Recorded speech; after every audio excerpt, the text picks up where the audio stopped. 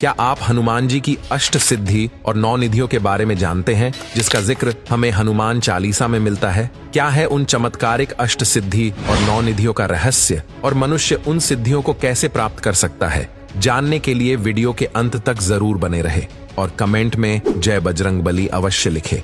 दोस्तों, पूरे संसार में सबसे ज्यादा मूल्यवान वस्तु 9 निधियां हैं, जिन्हें पा लेने के बाद किसी भी प्रकार की संपत्ति या कीमती वस्तु की जरूरत नहीं होती। अगर बात सिद्धियों की करें तो हनुमान जी के पास 8 सिद्धियां थीं, जिनके प्रभाव से वे कैसा भी रूप धारण कर सकते थे, जहां चाहें वहां जा सकते थे, पल भर में भारी से भारी चीज को एक जगह से उठाकर दूसरी जगह रख सकते थे। इससे जुड़ी हनुमान चालीसा की यह एक चौपाई तो आप सबने सुनी होगी, अष्ट सिद्धि नवनिधि के दाता असवर दीन जानकी माता, जिसका मतलब है कि हनुमान जी की भक्ति से व्यक्ति के जीवन में 8 प्रकार की सिद्धियां और 9 प्रकार की निधियां आ जाती हैं। हनुमान चालीसा के अलावा मार्कंडेय पुराण और ब्रह्मवैवर्त पुराण में भी अष्ट सिद्धियों का उल्लेख किया गया है, जिसमें सबसे पहली सिद्धि के बल पर हनुमान जी कभी भी सबसे सूक्ष्म रूप धारण कर सकते थे। इस सिद्धि का उपयोग उन्होंने तब किया था जब वह समुद्र पार करके लंका पहुंचे और माता सीता से मिले।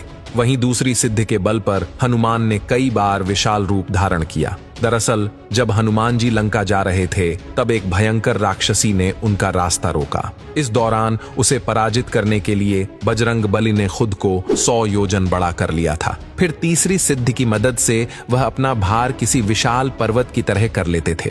इसका उपयोग उन्होंने महाभारत काल में भीम के घमंड को समाप्त करने के लिए किया था। वहीं चौथी सिद्धि की वजह से हनुमान जी अपना भार बिल्कुल हल्का करके कहीं भी आ जा सकते थे। उसके बाद 5वीं सिद्धि की सहायता से वे किसी भी वस्तु को तुरंत प्राप्त कर लेते थे। कहा जाता है कि इस सिद्धि की सहायता से उन्होंने माता सीता की खोज करते समय कई पशु पक्षियों से बात भी की थी और अंत में माता सीता को खोज लिया था। इतना ही नहीं, 6ठी सिद्धि के बल पर वे पृथ्वी की गहराइयों में पाताल तक जा सकते थे। साथ ही जब तक चाहे तब तक पानी में जीवित रह सकते थे।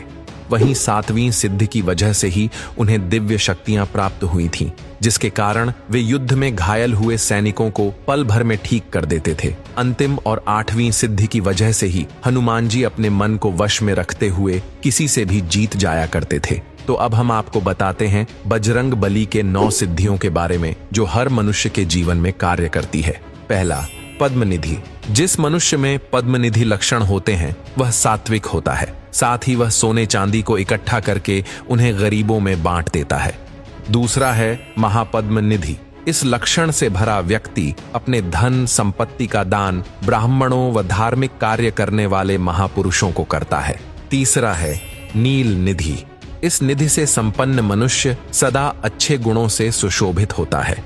उसकी संपत्ति 3 पीढ़ी तक चलती रहती है। चौथा है मुकुंद निधि। ऐसे लक्षणों वाले व्यक्ति रजोगुण संपन्न होते हैं और वो हमेशा राजा की तरह रहने की कोशिश करते हैं। 5वां है नंद निधि।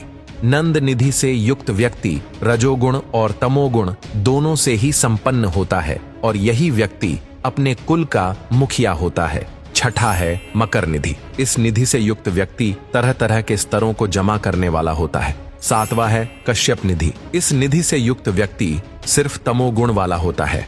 वो अपनी सारी संपत्ति को सिर्फ खुद पर ही उड़ाता है। 8वां है शंख निधि। बताया जाता है कि यह निधि सिर्फ एक पीढ़ी के लिए होती है। इससे जुड़ा व्यक्ति सिर्फ खुद की चिंता करता है। वो कमाता तो बहुत है, लेकिन फिर भी उसका परिवार गरीबी में जीता है। 9वां और अंतिम है खर्व निधि।